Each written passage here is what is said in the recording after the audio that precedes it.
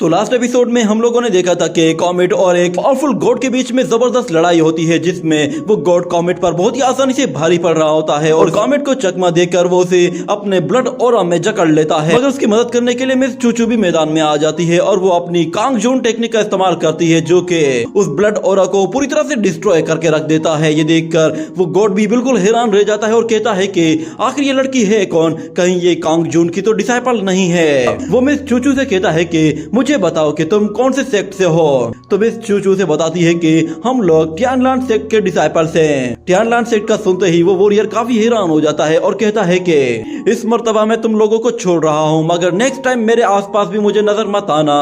और दूसरी तरफ शुयांग उस स्पिरिचुअल ट्री के अंदर अभी भी मौजूद होता है और अचानक से वो अपनी पावर्स को जैसे यूज करता है तो उसका ऑरा हर तरफ फैलना शुरू हो जाता है, जिस पर वो सब लोग बिल्कुल हैरान हो जाते हैं और उन्हें समझ में नहीं आता कि शुयांग ये सब कुछ क्या कर रहा है। और वो फॉक्स गर्ल वो शुयांग से कहती है कि मिस्टर शू ये आप क्या कर रहे हैं। तो हम देखते हैं कि शुयांग अपनी पावर का इस्तेमाल करते हुए उस ट्री के स्पिरिचुअल कॉन्शियसनेस के अंदर चला जाता है, जिससे वो स्पिरिचुअल ट्री भी जाग जाता है और उसे देखकर कहता है कि कौन हो तुम, पिछले हजारों सालों में यहाँ पर कोई भी नहीं आया, तुम पहले बंदे हो जो कि हजारों सालों के बाद मेरी कॉन्शियसनेस में आए हो। क्या तुम कोई गॉड हो? क्योंकि मुझे तुम्हारे अंदर से बिल्कुल अनजान स्मेल फील हो रही है, मैं तुम्हें सेंस भी नहीं कर पा रही, क्योंकि मैं जिन भी गॉड्स को जानती हूँ मुझे उनकी स्पिरिचुअल सेंस के बारे में अच्छे से मालूम है, तुम उनसे बिल्कुल डिफरेंट हो। ये सुनकर शुयांग से कहता है कि तुम डीमन नहीं हो, डीमंस बिल्कुल अलग होते हैं, तुम कोई और चीज हो। मगर इन डीमंस ने तुम्हारा ये क्या हाल कर दिया है, सच में मुझे तो तुम पर तरस आने लगा है। मगर फिर वो स्पिरिचुअल ट्री कहता है कि वो लोग मुझे वो सब कुछ प्रोवाइड करते हैं जो कि मुझे चाहिए और उसके बदले में मैं उन लोगों को प्रोटेक्शन करता हूँ। और हमारी सबसे अच्छी बात यह है कि हमारे अंदर किसी तरह की कोई लालच नहीं है, ना ही हम लोग कुछ हासिल करने के लिए किसी को मारना चाहते हैं। तो शुयांग कहता है कि मैं जानना चाहता हूँ कि आखिर तुम यहाँ पे क्या करने के लिए आए हो। ये सुनकर वो स्पिरिचुअल ट्री कहता है मुझे यहाँ पे आए हुए कई हजार साल हो चुके हैं और अब तो मुझे याद भी नहीं कि यहाँ पे आने का मेरा मकसद क्या था। ये कहने के बाद शुयांग फौरन से स्टीम बन को बाहर निकालता है, तो वो स्टीम बन उस स्पिरिचुअल ट्री को देखते ही फौरन से उसके पास चला जाता है और उसके चारों तरफ गोल गोल घूमने लगता है, जिस पर वो स्पिरिचुअल ट्री उसे देखते ही पहचान जाता है और कहता है कि ये तो तुम हो। वो शुयांग से कहता है कि अच्छा तो तुमने इसे बचा लिया, मुझे लगा कि शायद ये भी अरेस्ट हो चुका होगा। मगर दूसरी तरफ वो स्टीम बन वापस शुयांग के पास चला जाता है और वो स्पिरिचुअल ट्री शुयांग से कहता है कि इसे संभाल कर रखना, क्योंकि फ्यूचर में अगर ये किसी को भी दिख गया तो मुझे लगता है कि इसे तुमसे छीन लिया जाएगा। इसकी जिंदगी वैसे ही बहुत ज्यादा खतरे में है, तुम्हें इसे छुपा कर रखना चाहिए। मगर फिर शुयांग उससे कहता है कि क्या तुम टियांडू के लिए यहाँ पे आए हो? ये सुनकर वो स्पिरिचुअल ट्री कहता है कि अब जानकर भी क्या फायदा, वैसे भी अब बहुत देर हो चुकी है, वो वैसे भी बहुत ज्यादा ताकतवर हो चुका है और उसके लिए इमोर्टल्स, डीमंस और मॉन्स्टर्स वो सब कुछ खिलौने हैं, वो इन लोगों को खिलौनों की तरह ही यूज करता है और मेरे ख्याल से वो इस दुनिया का सबसे ग्रेटेस्ट बीइंग है, क्योंकि वो इस दुनिया में मौजूद हर एक चीज पर रूल करता है, कोई भी उसकी मर्जी के बगैर कुछ भी नहीं कर सकता। जिस पर शुयांग उसका मजाक उड़ाते हुए कहता है कि क्या पागलपन है, आखिर किसी को क्या जरूरत पड़ गई कि वो दुनिया की हर एक चीज पर डोमिनेट करे। जिसके बाद ये सीन यहीं पे ही कट हो जाता है। अगले सीन में हमें दिखाया जाता है कि डीमंस और इमोर्टल्स आपस में लड़ रहे होते हैं और वो लोग एक दूसरे को ही गद्दार कह रहे होते हैं, क्योंकि उन लोगों के बीच में एक कंफ्यूजन थी जिसकी वजह से वो दोनों ही एक दूसरे को मारने की कोशिश कर रहे होते हैं। और हमें दिखाया जाता है कि इस लड़ाई में इमोर्टल्स डीमंस पर भारी पड़ रहे होते हैं और एक डीमन क्लान का वॉरियर कहता है कि तुम लोगों ने हमारी कमजोरी का फायदा उठाकर हम लोगों पर हमला किया है, मुझे तुम लोगों पे भरोसा करना ही नहीं चाहिए था, ये मेरी जिंदगी की सबसे बड़ी गलती है। मगर वो इमोर्टल वॉरियर कहता है कि ये जंग तो पहले से ही तय थी, आज या कल हम लोगों को एक दूसरे के आगे खड़ा होना ही था, अगर मेरी जगह तुम होते तो शायद तुम्हें भी ऑर्डर यही मिलता और तुम भी मुझे मारने के लिए आते, बस फर्क इतना है कि तुम्हारी जगह मैंने पहले कदम उठाया है। ये कहते ही वो अपनी ग्रीन सोर्ड को हवा में लहराते हुए उससे बहुत ही ज्यादा एनर्जी जनरेट करता है। मगर डीमन क्लान का वो वॉरियर कहता है कि ऐसी ही बात है तो फिर ठीक है, बाद में मुझे मत कहना कि मैंने तुम पर कोई भी तरस नहीं दिखाया। ये कहते ही वो भी अपनी पूरी पावर्स को एक्टिवेट करना शुरू कर देता है और नीचे खड़े हुए सब लोग ये देख रहे होते हैं कि वो डीमन क्लान का वॉरियर अपनी सोल ईटिंग स्कल का इस्तेमाल करता है, जो कि बहुत ही तेजी से उस वॉरियर की तरफ जा रही होती है। मगर वो इमोर्टल वॉरियर अपनी सोर्ड का इस्तेमाल करते हुए उस स्कल को पूरी तरह से डिस्ट्रॉय कर देता है, जिससे पूरे ग्राउंड में एनर्जी फैल जाती है और वहाँ पे मौजूद वॉरियर्स हवा में उड़ते हुए दूर जा गिरते हैं और बाकी के वॉरियर्स अपने सामने बैरियर बनाकर अपने आप को बचाते हैं। जिसके बाद हमें दिखाया जाता है कि उस अटैक से डीमन क्लान का वो वॉरियर बुरी तरह से इंजर्ड हो जाता है, क्योंकि उस अटैक में न सिर्फ प्योर एनर्जी होती है बल्कि उसके साथ साथ थंडर लाइटनिंग भी थी। और वो वॉरियर जब ऊपर की तरफ देखता है तो वो इमोर्टल तेजी से उसे मारने के लिए आ रहा था, मगर इतने में अचानक वहाँ पे मौजूद हर एक चीज रुक जाती है और फिर एक जोरदार प्रेशर के साथ वो सब के सब लोग उड़ते हुए दूर जा गिरते हैं और उस इमोर्टल वॉरियर की स्वॉर्ड भी उसके पास आकर गिरती है। ये देखकर वो लोग बिल्कुल हैरान हो जाते हैं और वो स्वॉर्ड भी डिस्ट्रॉय हो जाती है। उन लोगों को यकीन नहीं आ रहा होता कि आखिर कोई बंदा इतना पावरफुल कैसे हो सकता है। वो सब लोग खड़े होकर देखते हैं तो उन्हें एक व्हील चेयर पर एक बंदा आता हुआ दिखाई देता है। वो लोग खड़े होकर उससे कहते हैं कि तुम कौन हो।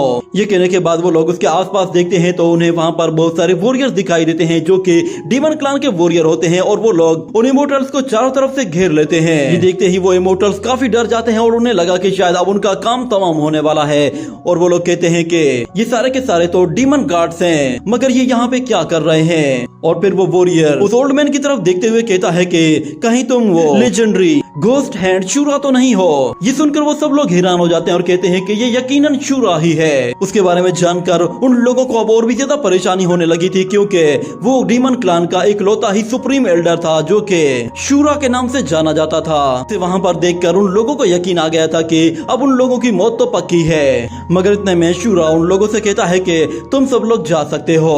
ये सुनते ही वो सब लोग बिल्कुल हैरान रह जाते हैं और कहते हैं कि क्या कहा तुमने, हम लोग चले जाएं? आखिर तुम हमें इतनी आसानी से जाने कैसे दे सकते हो? मुझे पूरा यकीन है कि तुमने जरूर कोई जाल बिछाया हुआ है या फिर तुम्हारी ये कोई चाल है। मगर वो ओल्ड मैन कहता है कि हम डीमंस इस जंग में ज्यादा पार्टिसिपेट करने वाले नहीं हैं। हम लोग अब थक चुके हैं। ये जंग अब और भी ज्यादा बढ़ती जा रही है। अगर ये इसी तरह ही बढ़ती रही तो हर दिन न जाने कितने ही लोग मारे जाएंगे और इस कत्लेआम से हम लोग बेजार हो चुके हैं। इसीलिए हम लोग चाहते हैं कि तुम लोग भी पीछे हट जाओ। मगर वो वॉरियर कहता है कि नहीं, तुम झूठ बोल रहे हो। जब से 3 मेरिडियन ओपन हुआ है तब से लेकर अब तक इमोर्टल्स और डीमंस सीक्रेटली और ओपनली हमेशा से फाइट करते आ रहे हैं और हजारों सालों की ये फाइट अचानक से ऐसे कैसे खत्म हो सकती है? हम लोगों ने अपने हजारों लोगों की जानों की कुर्बानी दी है। हम लोग ये जंग इतनी आसानी से खत्म नहीं करेंगे। ये कहने के बाद शूरा का एक गार्ड अपनी एनर्जी का इस्तेमाल करते हुए उसके हाथ पैर मरोड़ देता है, जिससे उसे काफी तकलीफ होने लगती है। और वो ओल्ड मैन उससे दोबारा से कहता है कि मैं अब थक चुका हूँ, मेरे बहुत लोग मारे गए हैं, इसीलिए मैं अब और ज्यादा लड़ना नहीं चाहता। ये कहने के बाद वो गार्ड उस वॉरियर को छोड़ देता है, जिस पर उस वॉरियर की भी अकल ठिकाने आ जाती है और वो बिल्कुल बेबस होकर अपने साथियों से कहता है कि चलो